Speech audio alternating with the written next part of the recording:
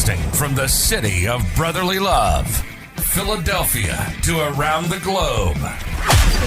You're listening to Shark Bite Biz, your exclusive place for business strategy, sales, marketing, and tech in the roaring 20s. And now, here's your host, David Strausser.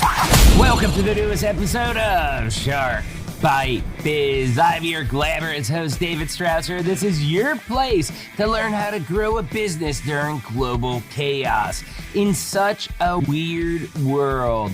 One where employees quit left and right. We are in the great resignation, as they call it. Company culture is a top priority.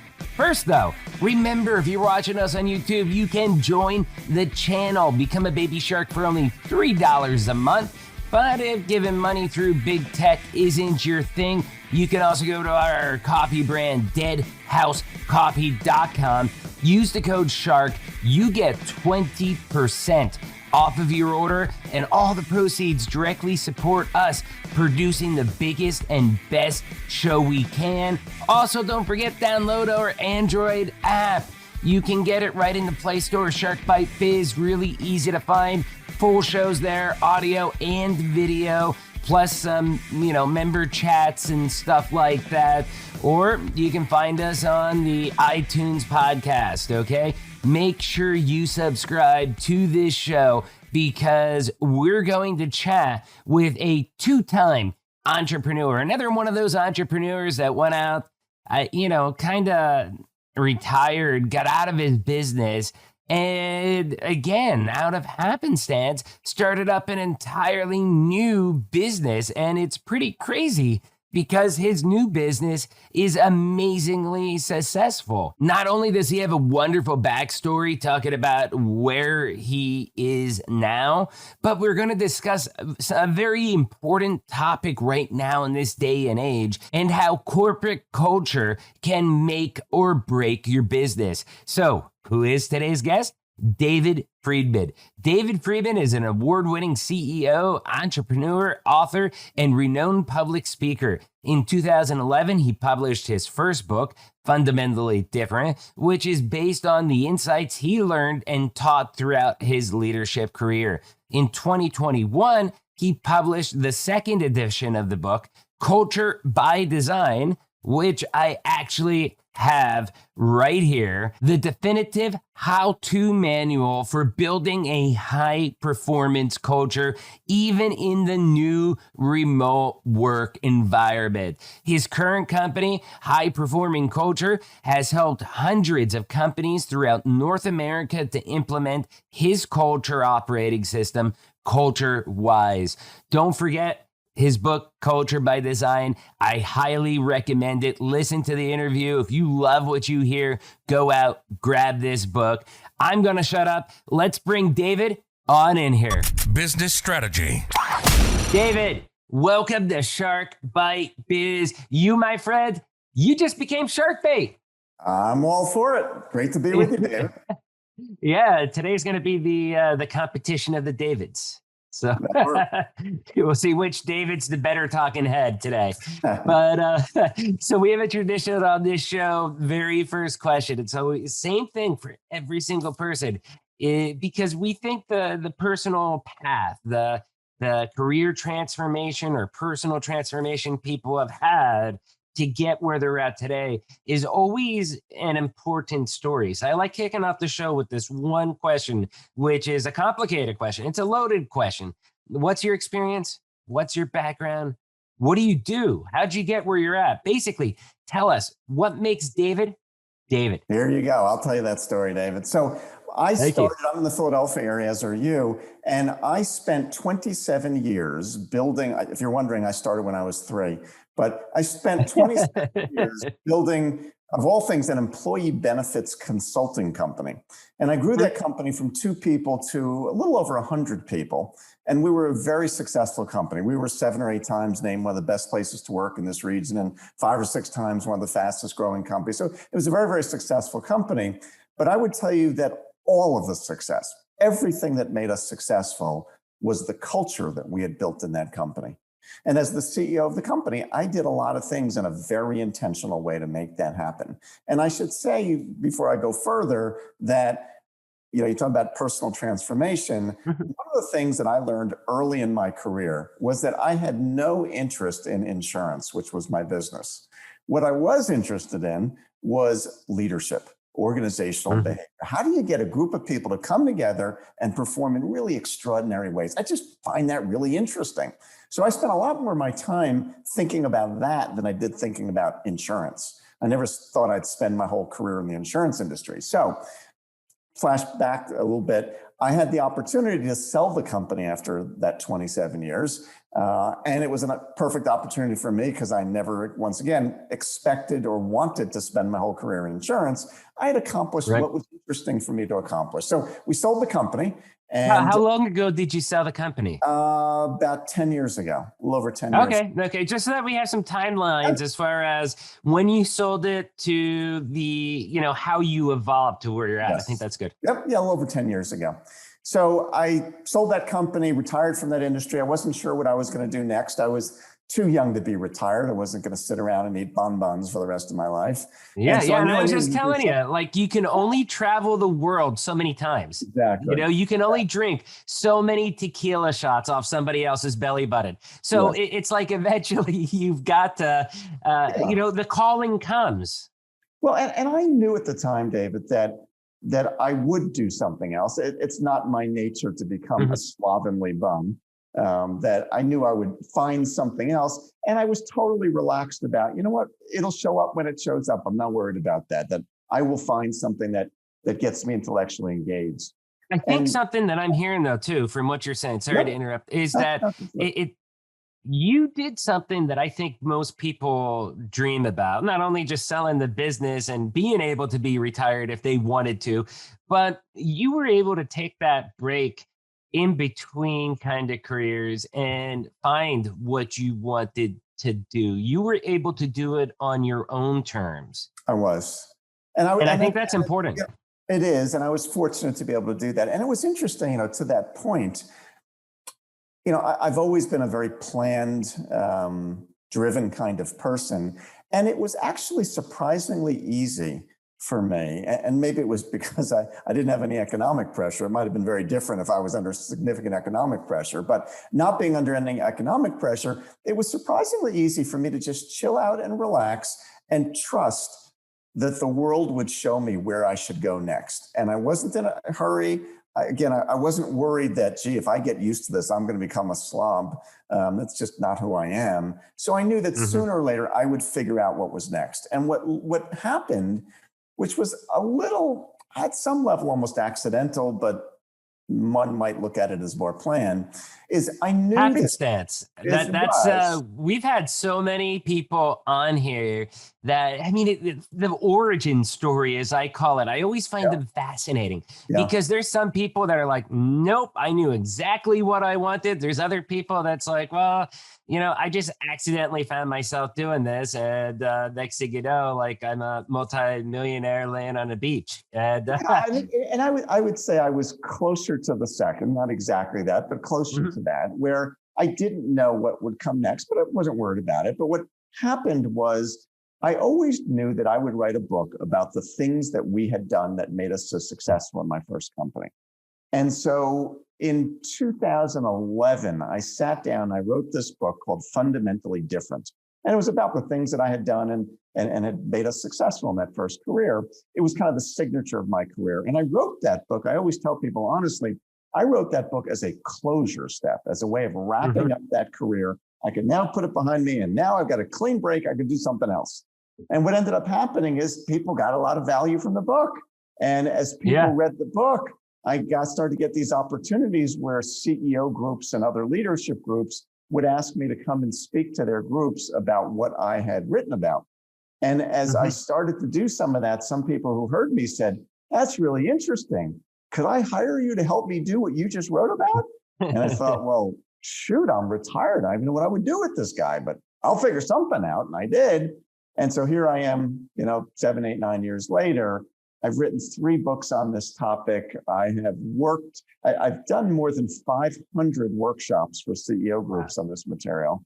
I have built another company called High Performing Culture that teaches people the things that I learned and created. And the methodology that I created and have done in my first company, I've written about, that methodology, which is all around how to build a high performing culture. We've implemented, my company has implemented that methodology in more than 400 different companies. And there are hundreds and hundreds more who've heard me speak or read my book and at some level implemented the methodology on their own. And so it's really taken off. No, that's awesome. And congratulations on all your, I guess you could say, refound success with the new business. And I'm just warming up. We're just at the start. We're going to make this much bigger. That's totally awesome. And so I guess where I'd want to do is we're saying culture a lot. I think a lot of people, they have a general understanding what culture is, but maybe it'd be good for an expert on culture like you to actually really define what is an organizational culture, a company culture. How would you define that? Oh, I don't know. I have no idea. No, I'm only kidding.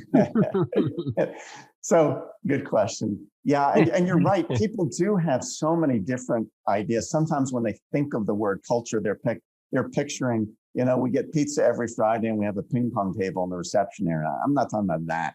So the culture in an organization, to me, David, is the set of behaviors that are the norms for how people operate in this environment.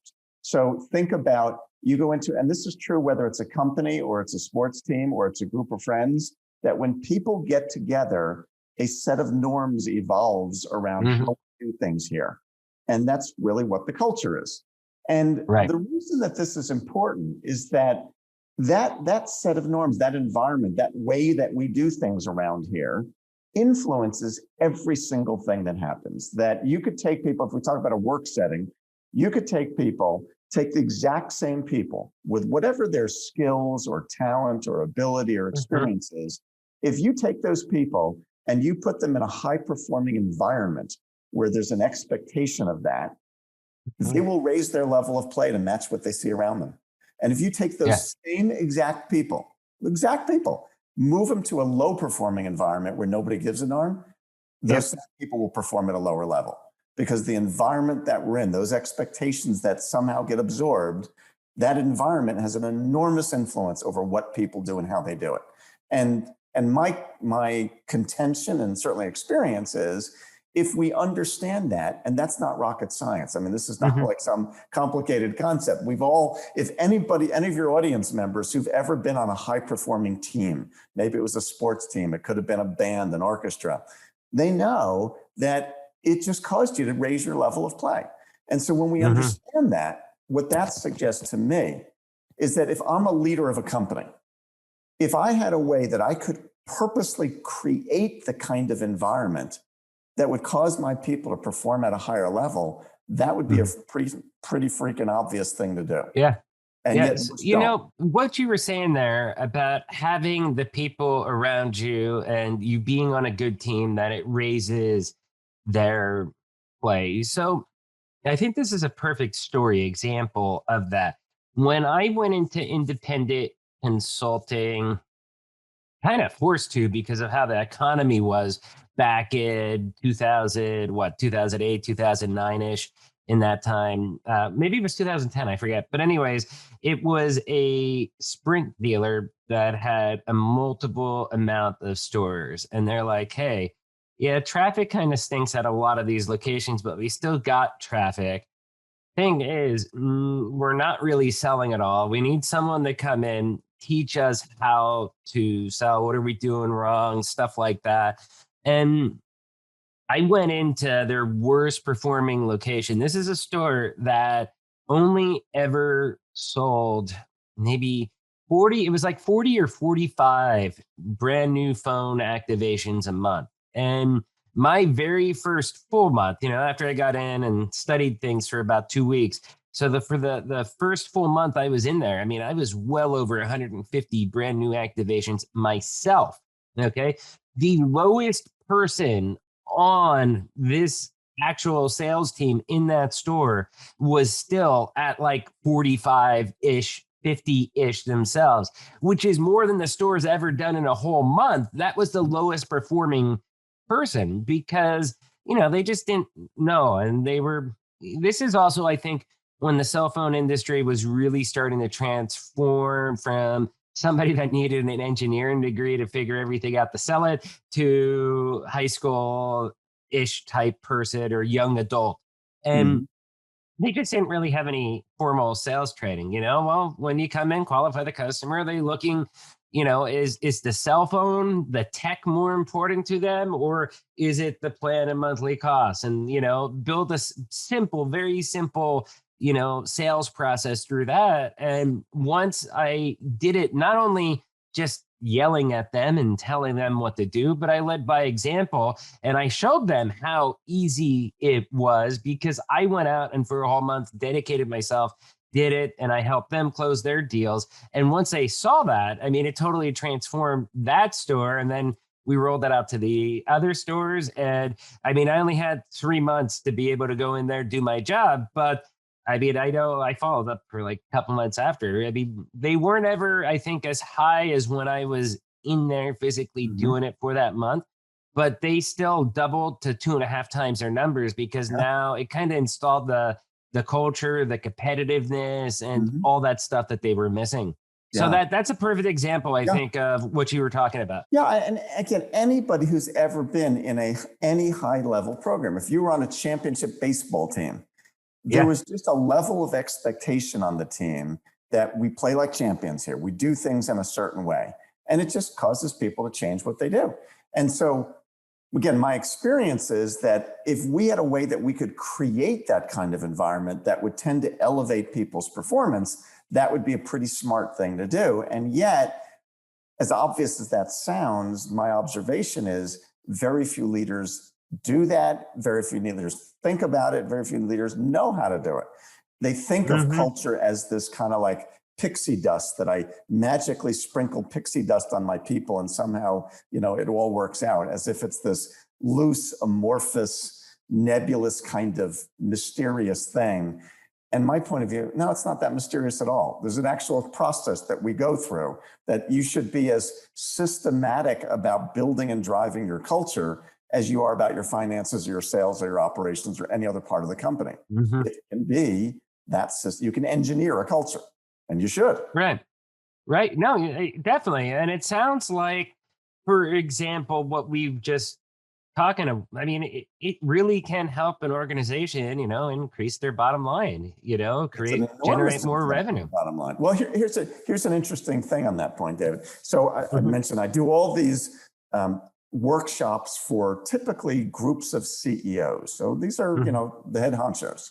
And one of the things that I sometimes do is I will ask the CEOs in the room, I'll ask them this question. I'll say, all right, on a 1 to 5 scale, in terms of its impact on the bottom line, how would you rate culture? With 1 being, it doesn't really have that much impact. And 5 is, no, it is a significant impact on making money. And I go around the room and I ask everybody, all right, where would you rate it? Almost everybody gives it a 5. There's usually a couple of 4s, and there's always at least 1 7 or 8 on a 5-point scale. So they get that this isn't fluff. This is bottom line financial impact. Then what's interesting is I say to them, all right, I got them all in the room. They've all said it's a 5.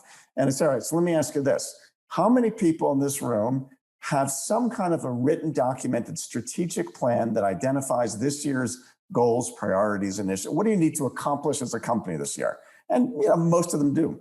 And I ask them, how many of you have a documented sales plan for how you're going to hit your numbers this year? And they got that. And I say, well, I'm sure you all have some kind of a financial plan, a forecast, a budget. You're not running your company without that. And of course they do.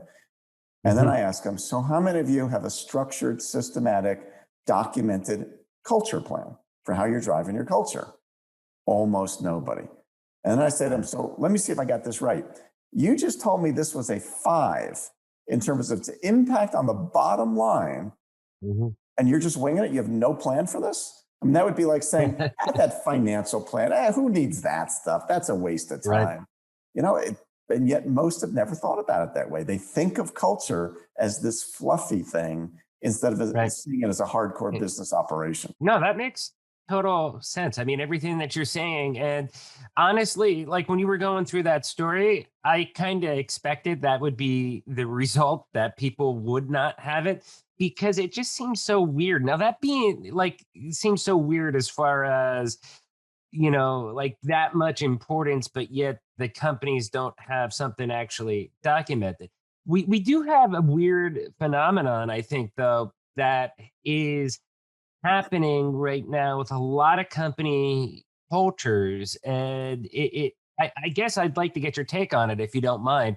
As Sure. far as you're getting a lot of employee, I guess you could say, activism type things for political, social causes, stuff like that. And now you're having some companies that are going pushing back against that. Then you have others that are fully embracing it. It seems like there's no actual roadmap as far as how should companies be. I mean, how do they handle that type of, yeah, that type of culture demand? Whether it's coming from the employees for one direction, may conflict with their business goals. I mean, what do you say? How important is that? I think it really does vary tremendously, David. I don't have a point of view that says that should be important or it shouldn't.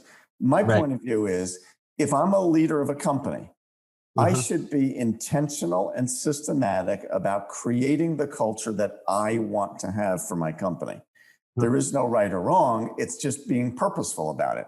One company may say, yeah, activism is really important to us. Cool, go for it. Another company may Right. say, that's not important. That's okay too. It's not a yes or no. It's, you should be thoughtful about the culture you want to build, and you should be systematic about doing it instead of hoping it's going to miraculously work out on its own. Right, right, right. And what I'm referring to is, I'm thinking, I believe it's Coinbase and the cryptocurrency market, as well as uh Basecamp, Mhm. the software company. They went from, okay, the employees want this social activism stuff, to where it's like, no, this is just too much of a distraction. And they do have written culture rules, like you were talking about. And that's where they removed that stuff. And they were like, hey, activism itself is, unless it's part of our core business function, like lobbying for something that we need to make our business better, we don't want to focus on that. I mean, I Again, guess, how should companies handle it, I guess, with those situations? I don't mean to be evasive about that, but It's okay. I don't think there is a how should companies handle that. I think You that there think are everything's some, a one-off then? Like, it well, depends on. I think it depends on what you want. Mhm. So some companies, being part of a social mission is a Mhm. really important part of why they exist and what they're about. Right. And that's great. And other companies, that's not what we're about. And that's fine too. It's not that you should Mhm. be that. You should be what you want to be. And you attract employees who want to play the game that you're playing. If I'm playing Right. the game of, I want to be a socially activist kind of company, I'm going to end up attracting people who want that.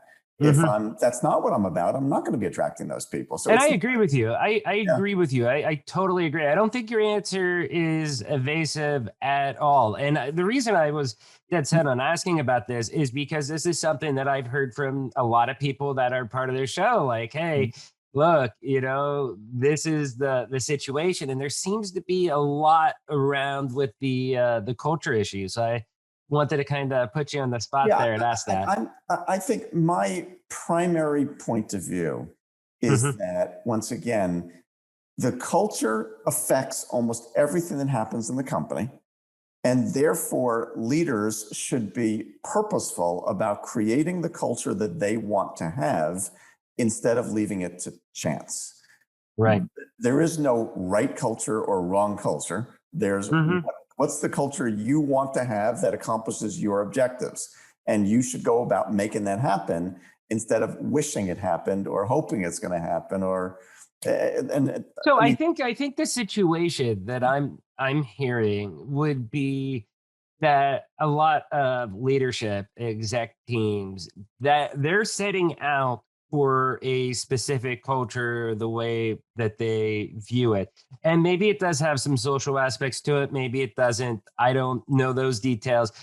But whatever it is, even if they have some, it might not be enough, or it might not be what the employees view. And that's where the employees are demanding that. How much should the leadership balance with what the employees want? So my point of view is this is a leadership function. Leadership. I often say that creating and driving a culture is, I call it a design function. If I'm the leader, I should be designing the company that I want, and I'm not designing it. This may sound controversial to some, but I think it's important. I'm not designing my company around what my employees would like to see. Some of them some of them may not even be here in a few years. So why would I design it around the employees I happen to have on this date in 2021? I should be designing around my vision of what I'm trying to create, and I'm going to then attract the kind of employees who want to subscribe to my vision. If this is the vision of where we're going, if that doesn't work for you, you probably should work somewhere else. So I'm not designing my vision around who we have. I'm bringing in people who want to follow the vision I'm creating. And that's where I think, going back to your point of having the written culture plan, almost like a business plan, but around the culture, I assume, is kind of critical to ensure that you do it. Because again, going back to some of the issues that we're seeing, with viewers of this show, for example, is that they may have a certain thing. Like, for example, even my company, Vision 33, it's like, hey, we do charity, stuff like that. We're totally apolitical.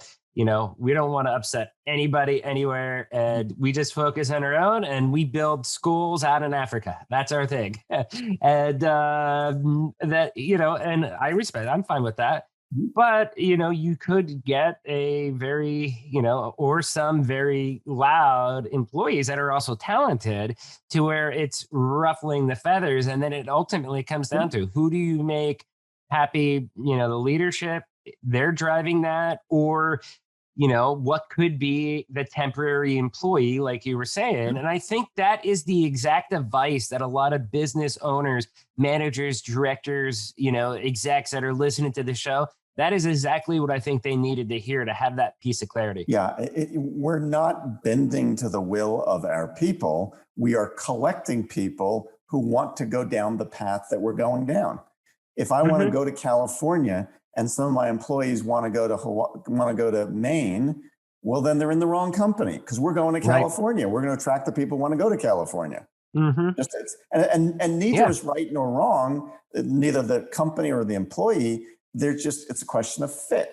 If you're an employee working for a company that has a different vision of what you want, you should work somewhere else. You shouldn't expect the company to change it for you. Right. And that's where, fit. That was exactly where I was about to go with my next question. Someone's reading my notes. Yes. But I mean, so when you have the culture, I think it's critical to be able then to ultimately reach your goals, to get to where you want to be with your business, by making sure you hire people that will be a fit for not just the role, not just the position, but also the company culture as well too. Somebody that isn't going to be like a disruptor, like a disruptor in a bad way. Because disruption, I think, is good. Like COVID, and this is funny because I was talking about this with Soledad O'Brien in our episode, to where she was like, I hate to say that COVID did something good because it's so evil, it's hard. But what COVID did do that was good was it kind of disrupted everything, because we were doing so many things as a company, as a society, as a family. You can look at this every level of someone's life, that we were doing things just because that's the way it's been, just because the wheel's not broke, so let's not fix it. So disruption, I think, is good, but you want to look for the right type of disruptor if you bring somebody like that in, not one that's going to totally clash against the values, principles, and goals of the organization. Yeah, I think you're right on, Dave. That you need to bring in people. So a couple of things I'd say. First of all, to your point, I think you're exactly it, that we need to bring people into our organizations who are a good cultural fit for what we're trying to build. And saying once again that somebody's a good fit or a bad fit has nothing to do with them being a good person or a bad person. They could be a wonderful person. They could be my best friend, and that doesn't make them a fit in my company.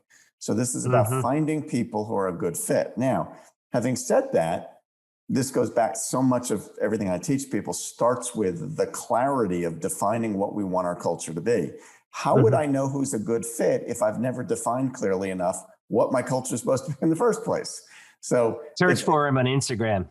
Yeah, I mean, if I'm just vague and nebulous about what my culture is, I don't know who's a good fit and who's not, because I don't even know what it is. So everything starts with being crystal clear about, this is exactly the culture we're trying to build. Now I can start to do things to create that. I can bring in people who want to go there. I can eliminate people who don't want to go there, et cetera. That's one thing I've got to say is I like your style. I like how you're going about this, because, a lot of people, for example, with culture and stuff like that, I often view that sometimes they have a preferred way of, oh, this is the culture you need to instill, and it could be to the agenda that person prescribes to. And I like your, I guess you could say, agenda agnostic approach to it. Like, hey, I don't care what your goal is. I don't care what you believe, what you don't believe. Okay.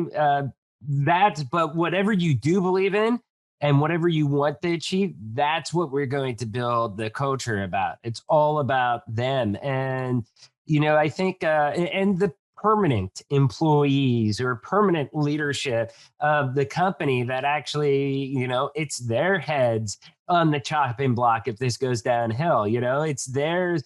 It's their livelihoods, especially if they've invested, missed time with family, money, everything that they have into an organization.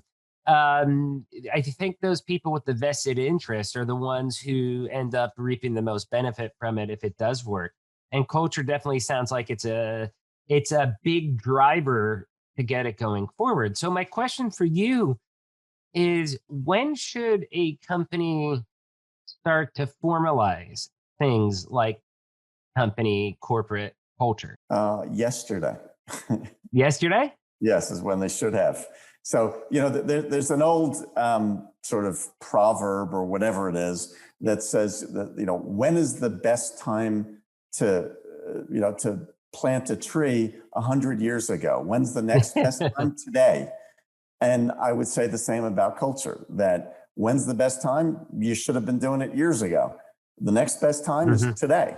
It's like there's, as soon as you can. Again, I would say that if I'm a leader of a company and I'm trying to build a great organization, assuming I want to, when I think about all the various levers I could pull, the various things, tools that are available in my toolkit to improve my company, I don't think there's a single tool in the toolkit that has more impact on more elements of the company than the culture, because the culture affects your ability to attract the best people, your ability to retain the best people. It affects the kind of service they deliver to customers. It affects the pride they take in the quality of their work.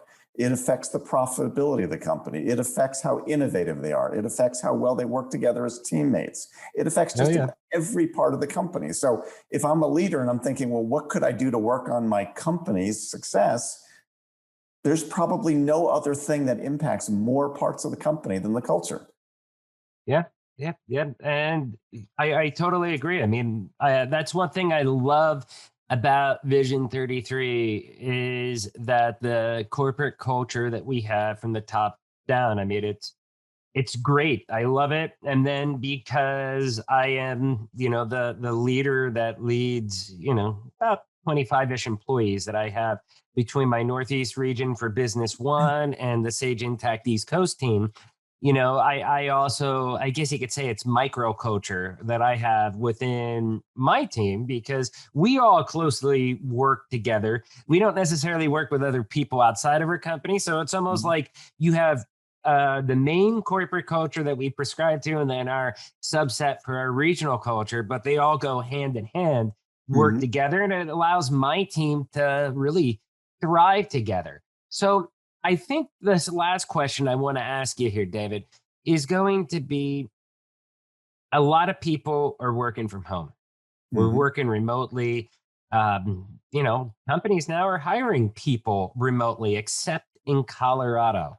Uh, I just saw an article on that today because they have some kind of requirement. So if you look, you'll see a lot of job postings now everywhere outside of Colorado. They're hiring remotely.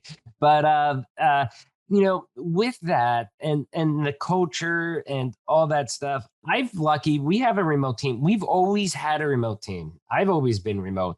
So it's been easy for us, but how can other people that this is new for, what tips do you have for effectively managing their culture with having the remote team? Yeah, it's a good question, David. What I would say, so first thing I would say is I'm going to describe for you briefly a pattern that companies go through as they grow.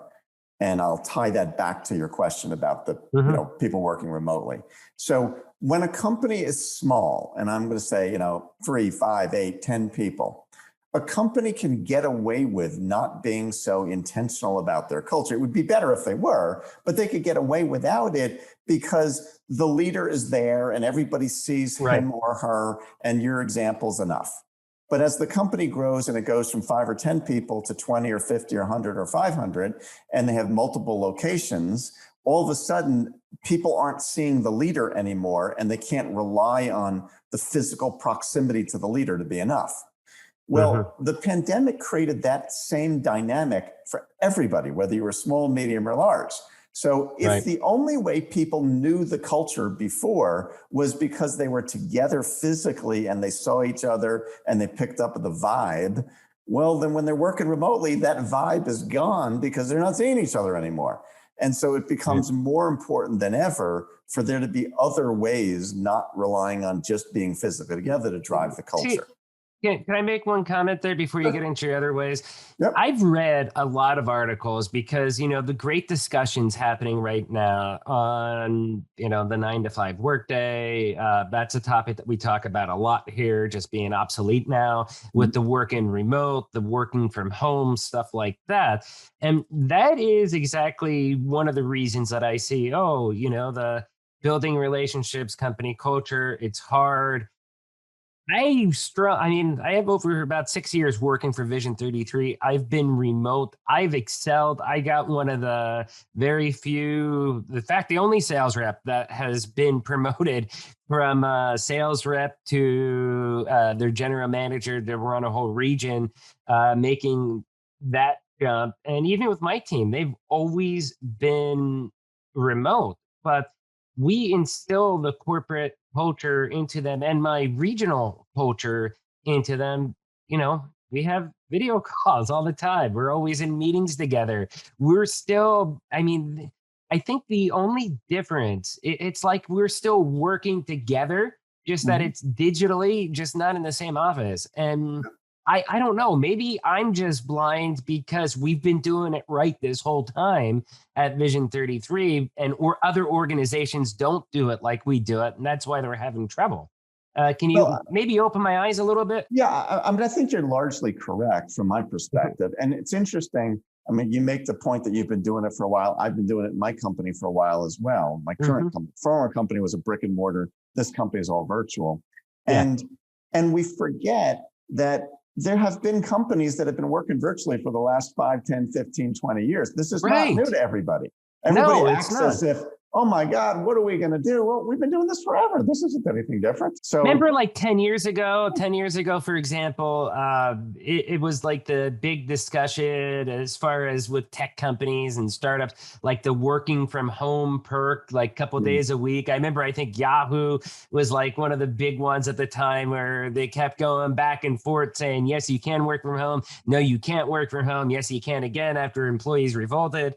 And it's like this has been around for a long time because internet has made that possible. yes. I think it comes down to whether or not your company digitally transformed and has done things in a way that embraces a digital corporate culture. Well, and I think you're right. Now, to be fair to your listeners, Yes. that's not applicable for every company. If I'm a manufacturing company and I got a plant, well, we're not doing that virtually. We got to be in. I'm just going to send in robots that are just producing my parts for me. Yes. No, so I mean, there are some situations that lend themselves more easily. If you're an office kind of worker working at a computer all day, you can work business professionals. Yeah, exactly. You can do that anywhere. But if you're in something where it's hands-on, physical, you're a landscaping company, you're not doing that virtual. You better be out working on the property. So it does vary with the industry. But I think that I would say that 2 points I would make. One is that we've been doing this for years, so this is nothing new. And in fact, it's easier now than it's ever been because we've gotten so much more comfortable with the video aspect of this, which didn't used to exist. So it's actually made it easier than it's ever been. On that comment, I just wanted to say, like, the video aspect of it is true because even though we've always been remote, so because of the fact that my team was all remote all the time, we only get to see each other if we, like, say I'm traveling to Boston. Yeah, I'm going to go out for lunch or dinner or breakfast with my Boston team members, but unless we're doing a get together, we've always been remote. And that's where we've always instilled in our region, like, hey, cameras on.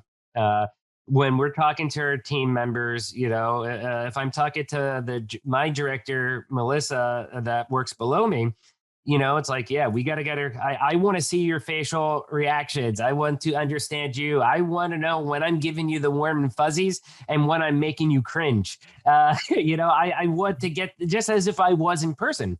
Yeah. And, we've always did that, but externally or with other regions, we weren't doing it as much. And what I've noticed is, and in fact, most customers, if we jumped on a Microsoft Teams call or a Zoom call with them, they didn't have their camera on. They barely understood how to dial in.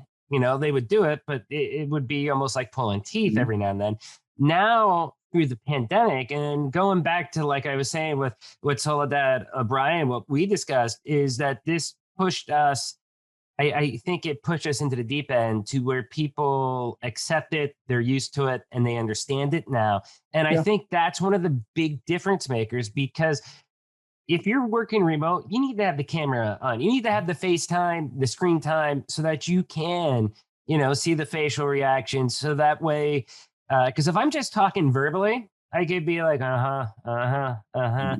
just totally zoned out, bored, not into it, or not caring what they're saying. Harder to do that if you're face to face. Yeah, I think you're right. Now, having said that, I'll just add one qualifier to that. And that is, again, all of this requires, I think, a great deal of flexibility.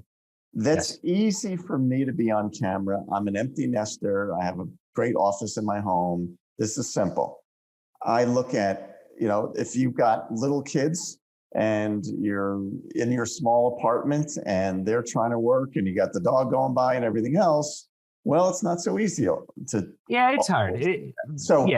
There's always exceptions. Yes, there are. And so I think we have to say, just if I use the example that you've given of being on camera, when I'm doing a Zoom call with a bunch of people, I say to them, if at all possible, it would be best if you could be on camera so we can see each other and we can, bond better and more significantly. But phrasing it as, if at all possible, I understand it's not possible for everybody. Yep. But if you can, it would be much preferred if we can do that. So just having a general stance of flexibility while still stating your preference, I think is a helpful way to approach it. Now that's another thing though too. I mean, first off, it's always whenever you get on a Zoom call now or a Teams call or whatever, the person doesn't have their camera on. You're kind of like, wonder what's going on with that. It does seem a little weird, right? but that's a thing though. I mean, we all understand. Like a lot of people are working from home. You know, there could be kids, animals, elderly parents, whatever it may be. There could be other stuff going on. And I think people are more understanding of all of that right now as well, too. And I think, again, that's just how we've evolved as a society, you know, or my case with Vision as a company. And I think we're, you know, headed towards the right way to where all these fears that all these people have that are writing the articles on how bad it's going to be with work from home. I don't get why so many people with such loud mouths are so scared of it. I'm with you on that. So, hey, David, this has been amazing. Thank you for coming on. Totally my pleasure. How can people reach out to you, find your books? Tell us about all the good stuff. Yeah, so best way to reach me is my website is CultureWise, the word culture, and then WISE, culturewise.com. Email is david@culturewise.com. On my website, there are lots of videos, simple explanations. Everything we do, we make simple. So really easy videos and explanations to understand how to go about doing this. My books are on Amazon and also on Audible. So Fundamentally Different and Culture by Design is the latest book. And they're both, again, on paperback, hardcover, ebook, and also they're on Audible. And I do the Audible versions, the narrations. Oh, so that's awesome. Thank you. Well. Thank you for that. I love Audible. I tell you what, there is nothing like if you're getting a book from somebody's voice that you know, yes. I'll use Steven Tyler, for example, because I idolize Steven Tyler. You know, you get his Audible book. I know his voice and it's like his life story read through someone else's mouth. It's creepy to me. That's how I would feel. If somebody was doing my material, that would just sound weird to me. It's my material. Who could do it like me? Whenever I have a book that is, read by the author themselves, that's where 100% that's the book I'm getting on Audible first before one that's read by a paid actor or voice actor. The other piece of that is some authors stink. Some aren't very good verbally. So they're not all.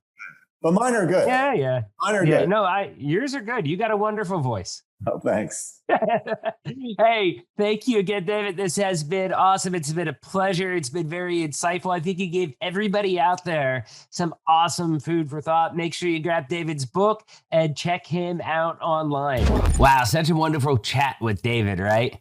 First, you all know the routine. If you found this interview helpful, if it sparked those warm and fuzzies, do me a favor, hit that like button, smash that subscribe button. But if you really want to help us out, share it out to your network. Plain and simple. Help your friends discover the best kept secret in all of business growth, okay? We have 2 episodes a week. Everybody, just like we had David today, it's going to help your friends grow personally, grow professionally, and most importantly, grow their business. Share this out. I'd love to see nothing more than David Friedman and Shark Bite Biz out there trending. So now let's get back to our full of culture guest, David, because he had some awesome points. Really good discussion I had with him. Yes, I did push a little bit into the corner, as far as pushing him for a few questions. I get asked all the time from our viewers. Plus, I see questions about this type of stuff everywhere, and that is activism in the workplace. I mean, you have a couple of big companies, Basecamp, Coinbase, things like that have really pushed back against activism in the workplace when it is not directly related to the organizational goals. David's answer was exactly what I believe. If you're a social enterprise, okay, if you're one of those types of businesses, then yes, you can take up all those pet causes your employees are pushing for. Go for it. However, If you aren't, you need to make sure that the people you hire aren't going to disrupt your culture and put your business in an awkward position. Ultimately, employees, and this may sound harsh, but it is a real reality. They are temporary employees of the business. They could be there for 6 months. They could be there for 6 years, but ultimately they are not the permanent leadership of that organization. And if they're a cultural misfit, then they need to go, or it could really disrupt your business. Do not allow your employees to hijack your business that way. Again, though, your business may be in line with those goals and those types of efforts. And if you are, then you accept it and you recruit people like that. Because those type of people then would be assets for your teams. You see, it kind of works both ways. It just really depends. What kind of business are you? Personally, I think the line is that you don't want a distraction on your hand unless that what some businesses would call a distraction to other businesses, that employee is an asset. So you have to decide what is your corporate culture and your organizational goals. You know, another thing that David brought up, you had many points about having a written corporate culture plan as well. And that is critical for long-term success, if you really think about it, because by having that written plan, you're allowing your team to know what is expected of them, and you're setting the ground rules for what is acceptable. Companies that have written cultural plans, just like, you know, you go through and you have your business plan, you have your yearly KPIs, all that stuff. You know, if you have that written corporate culture plan, you're going to have a much higher level of success. You're going to have less turnover. And I think most importantly, you're going to have more happier employees. So question of the day, do you have a written corporate culture in your business? Leave a comment down below on YouTube. Please do not forget to grab David's book. We'll have the link below. It is Culture by Design. It's a great read. Thank you so much, David, for coming on. Thank you for sending me the book. Do you want to be on the show? If so, send out an email. Interviews@sharkbitebiz.com. Please do not forget to join the channel. It is $3 a month. You can become a baby shark, or head on over to deadhousecoffee.com. Use code SHARK. Save 20% on your purchase and really just help us grow this channel. That's all we need. So, hey, I'm David Strausser. This is Shark Bite Biz. We'll see you all next episode. Cheers.